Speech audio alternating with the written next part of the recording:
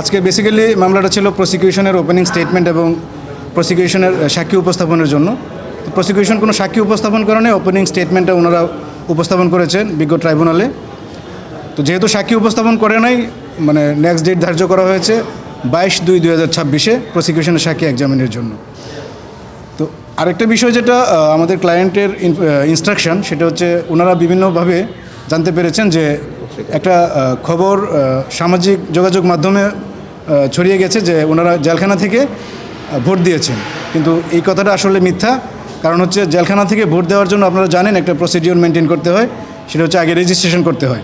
ওনারা কোনো রেজিস্ট্রেশনই করেন নাই, যেহেতু রেজিস্ট্রেশন করে নাই ভোট দেওয়ার কোনো প্রশ্নই আসে নাই, ঠিক আছে।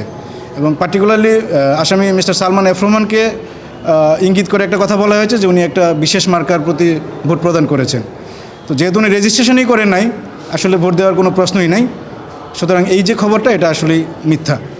এই কথাটা ওনারা আমাদেরকে কনফার্ম করেছেন।